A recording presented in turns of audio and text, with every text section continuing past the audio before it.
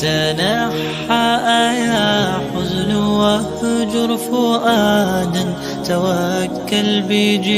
کیا ہے یہ فلسطین؟ وہ سرزمین مقدس بابرکت سرزمین ہے جو انبیاء جہاں پر پیدا ہوئے، انبیاء مبعوث ہوئے، جہاں پر اللہ تعالیٰ نے ان پر وحی اتاری، جہاں انبیاء اکرام علیہ السلام نے علم توحید کو بلند فرمایا، دین اسلام کی طرف اپنی اپنی قوموں کو دعوت دیتے رہے۔ ابراہیم علیہ السلام کا ذکر آتا ہے، پہلے ابراہیم علیہ السلام نے عراق چھوڑ کر اسی سرزمین پر ہجرت کی۔ ان کی اولادوں میں حضرت اسحاق علیہ السلام اور ان کے بیٹے حضرت یعقوب علیہ السلام بھی اسی مقدس سرزمین پر فریضہ تبلیغ کا انجام دیتے رہے، تبلیغ کرتے رہے۔ پھر انہی کی اولادوں میں سے یوسف علیہ السلام آئے، انہی کو مصر کا وزیر خزانہ بنا دیا۔ حضرت یعقوب علیہ السلام کا پورا گھرانہ بنی اسرائیل کے مصر میں منتقل ہو گیا، بنی اسرائیل کے مصر میں پورا گھرانہ حضرت یعقوب علیہ السلام کا یہاں پر منتقل ہو گیا، یہاں پر چلے گئے۔ جہاں حضرت موسیٰ علیہ السلام مبعوث ہوئے، پھر وہ بھی بنی اسرائیل کے لے کر اعظم فلسطین ہوئے۔ یہ وہ سرزمین کا تذکرہ ہے جہاں پر کتنے انبیاء پیدا ہوئے اور کتنے انبیاءوں نے تبلیغ فرمائی۔ اس کے بعد موسیٰ علیہ السلام اپنی قوم کو لے کر فلسطین کی طرف چلے گئے۔ آپ نے بیت مقدس سرزمین کو، موسیٰ علیہ السلام نے قوم سے کہا کہ ہمیں اس کو فتح کرنا ہے، قوم نہیں مانی، منع کر دیا کہ آپ جاؤ، آپ جانے، آپ کا اللہ جانے، ہم نہیں چلیں گے آپ کے ساتھ، انکار کر دیا۔ اس کے بعد اللہ نے سزا ان کو کیا دی کہ 40 سال تک بنی اسرائیل اسی میں سرگردہ پھرتے رہے، وہ بیت المقدس تک پہنچ ہی نہیں پائے۔ اسی دوران حضرت موسیٰ علیہ السلام وفات پا گئے۔ اب اس کے بعد موسیٰ علیہ السلام وفات پا جاتے ہیں۔ اس کے بعد حضرت یوشع بن نون علیہ السلام نے ان کی قیادت کی، بنی اسرائیل نے بیت المقدس کو فتح کیا۔ اس سے معلوم ہوتا ہے کہ بیت المقدس کو دشمن اسلام کے ظالمانہ قبضے سے آزاد کرانے کی خاطر جہاد اور اللہ تعالی جہاد وہ پہلے سے انبیاء کرتے رہے ہیں۔ تو یہ بیت المقدس یہ انبیاء کرام کا قبلہ اول رہا ہے، یہاں پر دعوت کی توحید کا نور پھیلتا رہا۔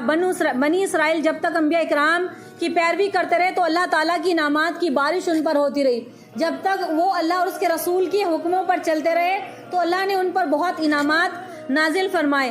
لیکن جب وہ انبیاء کرام کی نافرمانی پر اترنے لگے، سن لو کان کھول کر، بہت توجہ دینے والی بات ہے، اور اس میں صاف بتایا جا رہا ہے کہ جب تک وہ اللہ اور اس کے رسول کے انبیاءوں کے کہنے پر چلتے رہے، اللہ نے ان کو فراوانی دی، ان کو فتح نصیب فرمائی۔ لیکن جب وہ اس سے ہٹنے لگے، کون؟ ایمان والے ہی، مسلمان۔ لیکن جب وہ اس سے ہٹنے لگے، لیکن جب انبیاء اکرام کی نافرمانی کرتے رہے اور اللہ اور ان پر اللہ نے دشمنوں کو مسلط کر دیا، اور تاکہ وہ عبرت حاصل کریں اور حق کی طرف لوٹ کر آ جائیں، دشمن ان پر غالب آ گئے۔ یہی وہ مبارک سرزمین تھی جہاں حضرت داؤد علیہ السلام کو بادشاہت ملی۔ میں نے ابھی انبیاؤں کا ذکر کیا، حضرت ابراہیم علیہ السلام، حضرت یعقوب علیہ السلام، حضرت یوسف علیہ السلام، اور آگے انبیاؤں کا ذکر آتا ہے حضرت داؤد علیہ السلام۔ یہ وہی سرزمین ہے داؤد علیہ السلام کو جہاں بادشاہت ملی اور نبوت کا تاج پہنایا گیا، اور پہاڑ اور پرندے ان کے تابع کر دیے گئے۔ داؤد علیہ السلام جب زبور پڑھتے تھے، داؤد علیہ السلام پر اللہ تعالیٰ نے زبور نازل فرمائی۔ جب وہ زبور پڑھا کرتے تھے، جیسے ہم قرآن کی تلاوت کرتے ہیں، اور جب کسی اچھی قاری کی تلاوت سنتے ہیں تو ہمارا دل خوش ہوتا ہے، سر جھومنے لگتا ہے، کتنی اچھی قرآن کی قرأت ہے۔ تو یہ اللہ تعالیٰ نے ان کی یہ خاصیت رکھی تھی کہ جب وہ پڑھتے تھے تو چاروں طرف سے پہاڑ بہلنے لگتے تھے، پہاڑ اور پرندے ان کے تابع کر دیے گئے۔ ان کے بیٹے حضرت سلیمان علیہ السلام کو بھی اسی سرزمین پر بادشاہت ملی۔ کون سی سرزمین؟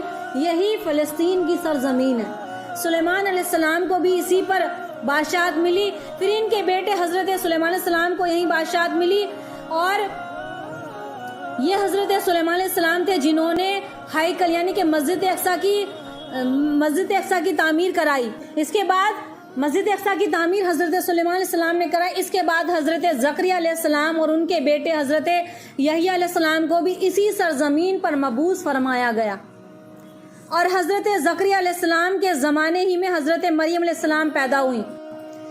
یہی وہ سرزمین تھی، یہی وہ مسجد تھی بیت المقدس جہاں پر حضرت مریم علیہ السلام عبادت کیا کرتی تھی۔ سارے انبیاؤں کا ایک ایک کر کے ذکر آ رہا ہے۔ تو اس کے بعد مریم علیہ السلام یہاں پر پیدا ہوئی، اور جن کے بطن سے اللہ تعالیٰ نے بغیر باپ کے حضرت عیسیٰ علیہ السلام پیدا فرمائے، جو بنی اسرائیل کو اسلام کی دعوت دیا کرتے تھے۔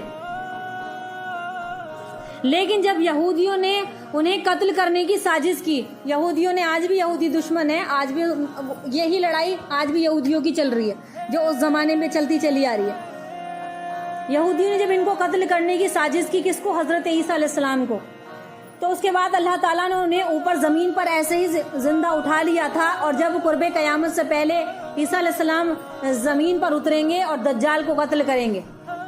یہ سب کچھ ہوگا ابھی، اور یہ قرب قیامت کے دور چل رہا ہے، سب کچھ ہونے والا ہے۔ اور اپنے بچوں میں ساری چیزیں چھوڑ کے جاؤ، بتا کے جاؤ، کانا جدال آئے گا، وہ اتنے سال تک رہے گا،